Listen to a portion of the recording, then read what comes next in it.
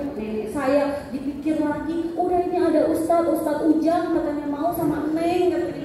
Saya tuh, aduh nanti saya dirupiah nggak mau gitu. Benar-benar yang kelihatan yang zaman dulu tuh bener-bener yang gimana ya, kontroversial banget, lawan banget, pokoknya ditabrak semua. Terus saya bilang gini, udah Nek kan yang nikah saya gitu kan. Saya sampai ngomong seperti itu gitu. Bener-bener saya tentang semuanya, udah bodo amat lah, ayo kita kacamata kuda aja. Langsung kita mutusin untuk nikah. Oke. Pokoknya meskipun banyak penolakan, nggak ada yang boleh ngatur-ngatur saya. Betul. Saya yang nentuin hidup saya sendiri. Betul. Oke, sekarang ke Koko izinnya. Ya, gimana kok bisa kepincut sama Cici, gimana ceritanya? Awalnya kita berjumpa itu waktu itu di kebetulan waktu kan kita ini mantan pendosa mantan pendosa. Jadi saya ketemu sama Cici itu di klub. Waktu itu saya ketemu, saya sudah kenalan dan ya sempat tukaran nomor HP. Dan setelah kenal, saya lihat Cici ini memang tipe saya, orangnya kecil gitu kan, gampang digendong kemana-mana. Dan orangnya juga lincah, bekerja keras.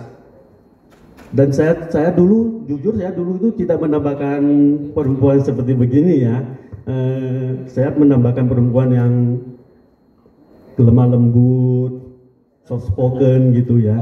Tapi ternyata Allah itu mempertemukan saya dengan Cici ini ada maksud tertentu gitu loh. Iya. Kalau sama-sama soft spoken mungkin nanti jadi spongkik jadinya. Yang jujur dikasihnya ya. Iya bener. Jadi ya saya tertarik sama Cici ini yaitu dari pertama kan pasti lihat penampilan ya, dari fisiknya yang kecil tapi orangnya lincah dan bekerja keras dan mau diajak susah bersama-sama, berjuang bersama itu. Itu dia ya, alhamdulillah. Boleh tepuk tangan buat Cici dong. Luar biasa ya. Ini kan ada satu hal yang paling berat dalam perjalanan 17 tahun nikah beda agama ya. Salah satu yang paling berat yang saya bayangkan itu adalah respon keluarga. Sebetulnya kalau saya baca juga respon-responnya kebanyakan menyakitkan ya. Terutama dari keluarganya Komuas. Oh, banget. Ini kalau boleh tahu, apa rahasianya Cici tetap bertahan dengan Koko?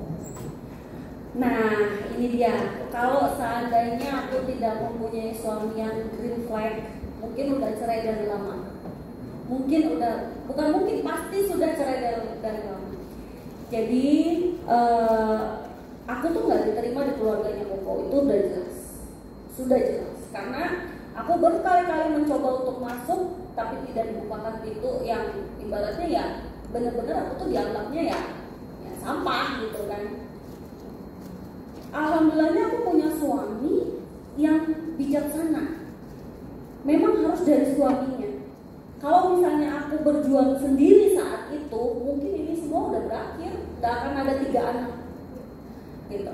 Jadi saat terjadi penolakan terhadap keluarganya, Koko selalu meyakinkan saya, yang penting ada saya gitu. Koko selalu bilang seperti itu, yang penting saya tidak begitu, saya sangat cinta sama kamu, saya beranilah mengabaikan keluarganya dan memilih saya gitu. Tapi dengan beberapa kekuatan juga ya. Jadi maksudnya saya ini memang tidak seperti itu. Saya memang berani mencoba untuk masuk ke keluarganya dia. Tapi memang dari keluarganya dia menolak. Jadi kayak minyak dan air terus. Dan dia pun pasti berpikir dan menilai.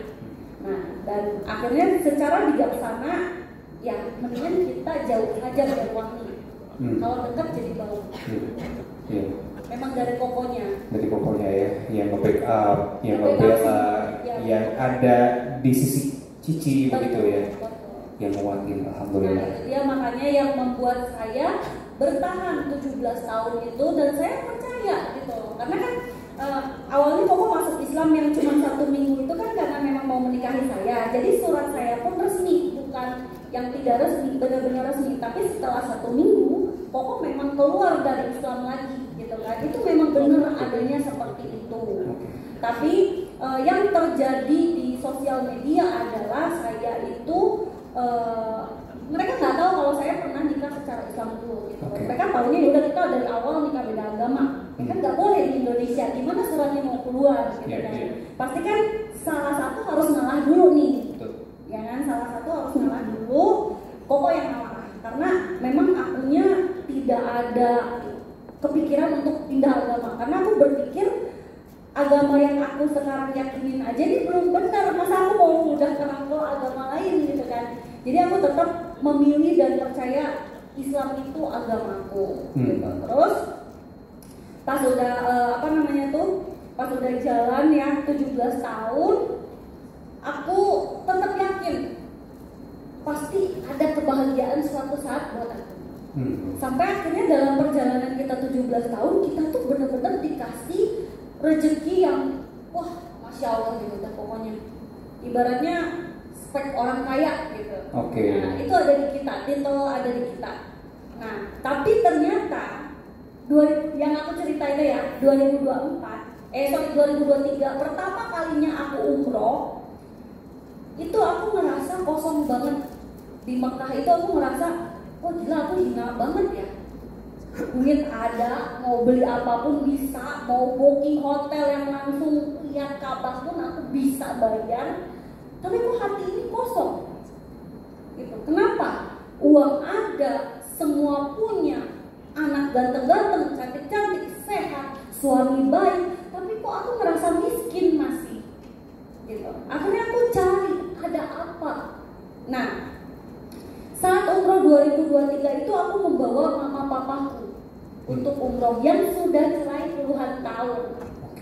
Di situ aku membawa bukan untuk mengembalikan mereka, bukan. Aku ceritakan juga di situ, bukan. Tapi aku ingin, yuk kita bareng-bareng nih, anakku sudah sukses. Ayo kita umroh. Aku mengambil fasilitas yang paling bagus, ya kan? Selama di Madinah tidak ada terjadi apa-apa. Semuanya damai, tentram. Aku mendapatkan kebahagiaan umroh. Aku mendapatkan kesukaan umroh itu aku tahu. Pertama kali di Raudhah apa kayak gimana itu benar-benar nyaman. Di Mekah ini terjadi konflik. Kenapa? Jadi mamaku kayak gimana ya? Kayak kan katanya kalau kita umroh itu apa yang ada di dalam kita itu dikeluarkan sama Allah, ditelanjangi, dan itu benar-benar terjadi ke orang tuaku. Jadi waktu di Mekah, mamaku itu terus-terusan mengingat kesakitannya dahulu sama papaku. Jadi mamaku tuh ngamuk-ngamuk terus, pokoknya pakai panggil nama papaku ya, udah soal itu gini-gini, tapi kata-katanya kasar. Sehingga aku tuh bilang, mah kita lagi umroh, diam. Udah diam, kita fokus saja umroh. Wah terus mamaku tuh terus-terusan ngamuk-ngamuk di situ.